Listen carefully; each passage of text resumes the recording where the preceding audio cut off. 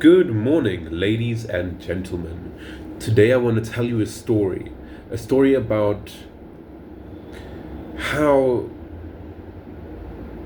we as people decide to change. Because there are two ways that a person can change who they are.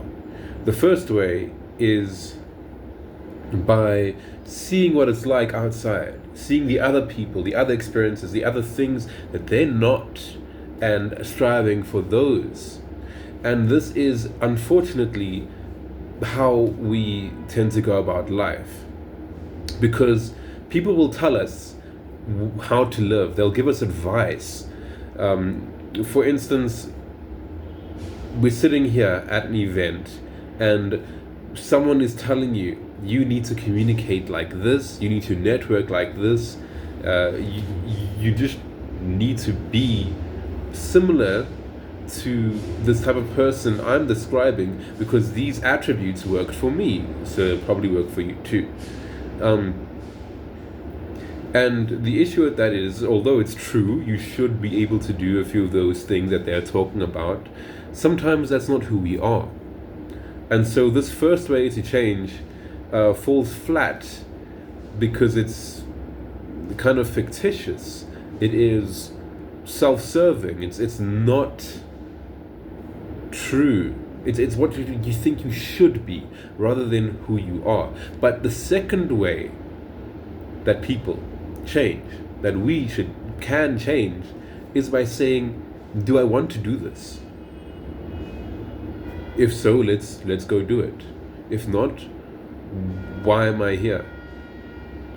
You have to realize as a human being that all the information you absorb is not mandatory. If someone tells you, even if they are in a high position, even if they know what success means, that you must do something, it is up to you to decide whether you are ready to do it. Now, you can want to do it, but are you ready to do it? Do you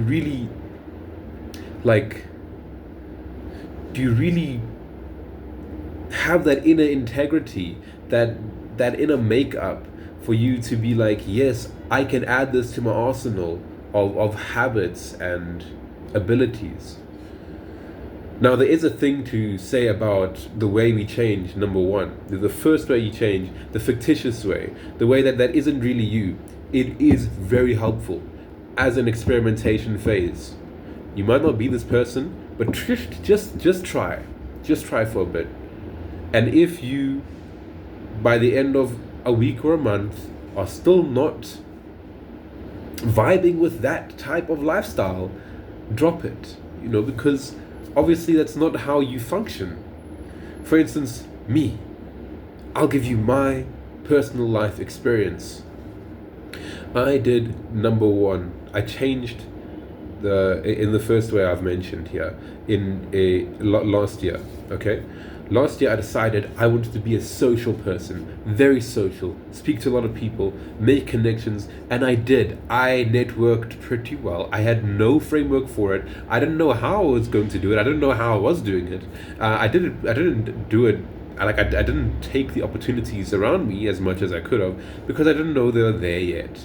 But at the end of the year, I'd met more than 900 people, and I got a few friends. And yet, most of the way there, until like a third left of the year, 2/3 in of the year, most of the time I felt like I was not that guy.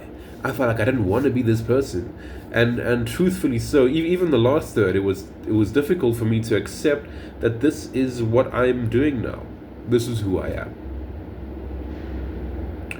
And as the year drew to a close, I reflected and I realized this is not necessarily how I function inside. I'm a very quiet person. I'm a very shy person. I get embarrassed at the thought of networking. Does that mean I shouldn't do it? Not at all. But just not doing it the way I was told to do it. Not doing it the way I thought it had to be done. You got to do it on your own terms, in your own ways. For instance, if you change your lifestyle, it's going to hurt. a lot. It's going to be very uncomfortable for quite a while. And this is fine if you're not very happy or comfortable, but once you find that inner comfort, you realize that this is not who I want to be, man. And so I'm taking a new approach to life, and I feel like we should all take this approach, changing the second way, the way in which we decide from our own inner integrity what needs to happen next, the little habits that need to follow through for us to be a full person in our own right. And in my case, that means making sure every place I use is a bit cleaner after I use it than when I started using it, because I'm a messy guy. What can I say? That one habit will surely help me. I personally need to learn time management first before I consider myself worthy to go back into speaking to people, because I'm not that good at it either. And so there we have it. These little things are more important than the big overarching things other people tell you to do. If you just sit still and think, hey, what is it that I need to improve on, you will figure it out. Just turn off your outlets, turn off the YouTube videos of people telling you how to live, turn off a lot of those things and just have your own inner guidance showing you where to go, and you will feel so much fuller every time you start to do something, every time you finish doing something. Even if you fail doing that thing, you're not going to feel bad about it, because it's not like you should have passed. It's not like you should have acted a certain way. You acted in accordance to you. And that concludes my impromptu speech of 7 minutes. Namaste, brother.